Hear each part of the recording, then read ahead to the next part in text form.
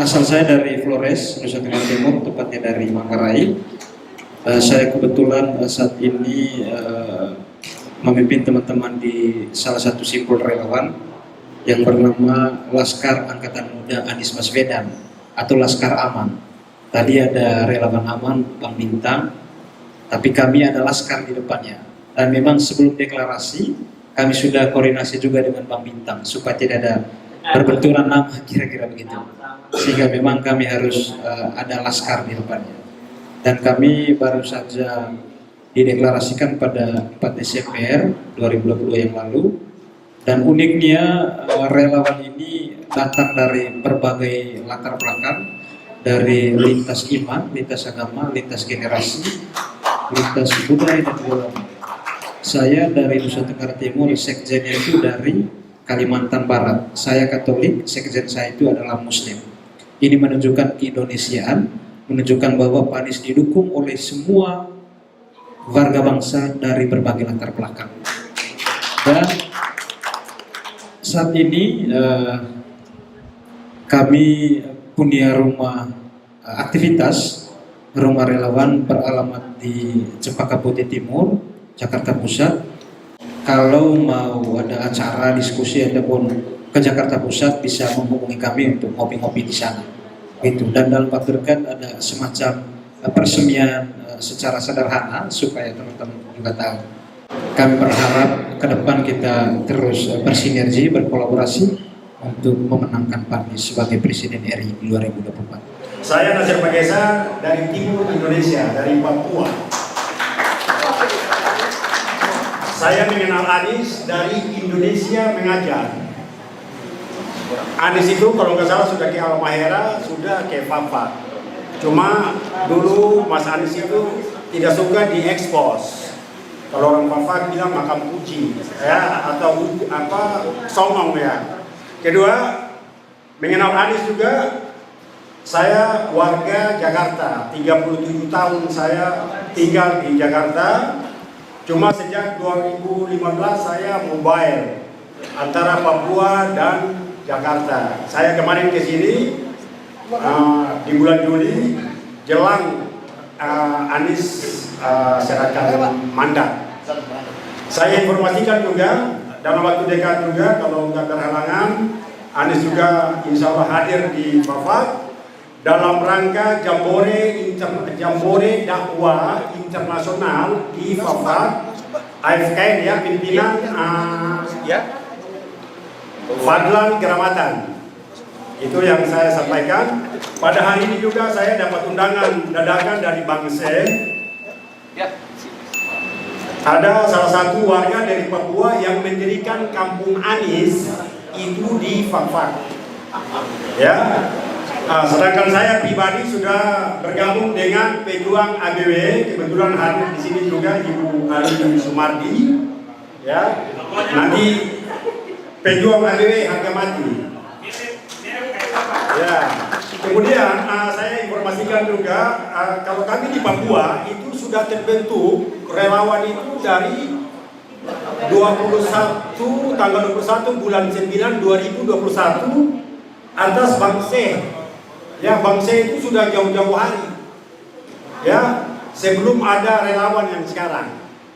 Bang Se Abu Bakar. Ya, jadi kami di Papua, sahabat Mas Anies Papua itu melalui Bang Se dan Bang Jafar Smith, terus dari kami Bang Toha Alhamid. Oke, itu aja yang kami sampaikan. Intinya saya rencana kemarin tanggal 7 itu harus ke Fafat berhubung karena istri lahir kurang fit. Insya Allah tanggal 19 ini tiket sudah oke. Saya ke Fafat. Dalam arti di Fafat atau Papua Barat sudah ada DPD ya. Mohon maaf sebelumnya. Wassalamualaikum warahmatullahi wabarakatuh. Saya lahir di Jeneponto, Sulawesi Selatan. Ayah saya seorang kepala polisi di Ujung Pandang dulu. Dan meskipun ayah saya Katolik, tapi bersahabat erat dengan Kahar Musakar. Dan saya selama ini mengidentifikasikan diri sebagai pekerja kemanusiaan yang independen, yang non sektarian, dan saya bergaul dengan gerakan-gerakan kemanusiaan di bawah.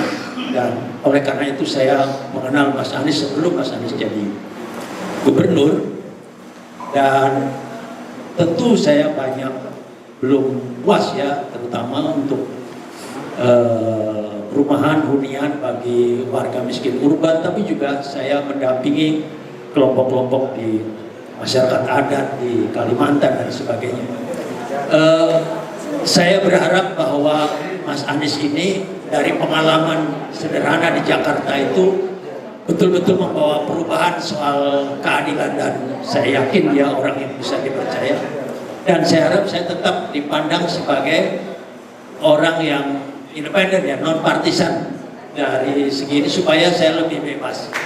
Dan maaf, jangan panggil saya Romo lagi karena saya sudah lama mengundurkan diri, meskipun sampai sekarang belum diizinkan, tapi jangan panggil saya lebih bebas. Terima kasih.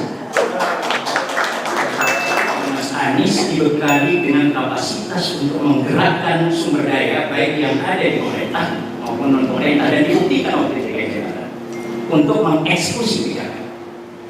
Dan yang paling penting adalah Mas Anies memiliki keberanian politik untuk mengendalikan kepentingan oligarki. Ini salah satu akar persoalan bangsa ini, sistem yang oligarkis. Nah, untuk mengurai itu kita butuh sosok seperti Anies Baswedan. Jadi saya mendukung Anies Baswedan, sebenarnya mendukung akal sehat.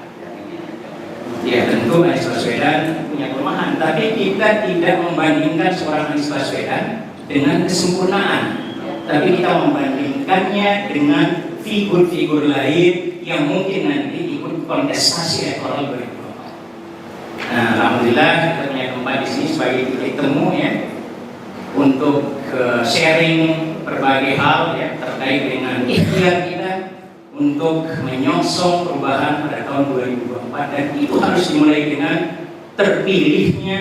terpilah dan terpilihnya pemimpin yang kompeten seperti sosok Anies Baswedan yang lebih intens dengan teman-teman yang memiliki bekal cukup baik ya terkait dengan isu yang berkembang yang dihadapi, yang dirasakan oleh masyarakat di tingkat grassroots.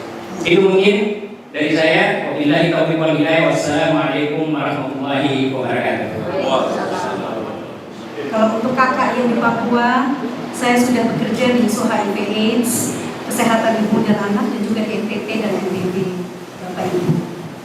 Dan yang paling penting sebenarnya terima kasih banyak kepada Mas Bambang yang sudah menerima saya dengan sangat baik di sini. Atur nuhun sangat Mas. Lalu kepada Mas Koko dan Mas Koko Rajasa, kakak saya yang sudah membimbing saya terhadap berbagai ideologi, membuka paparan saya terhadap lingkungan-lingkungan yang belum pernah saya jamah sebelumnya. Koko Rajasa ini di BNI, Mas Koko juga ya Mas ya. Baru kenal hari ini sama Mas Koko.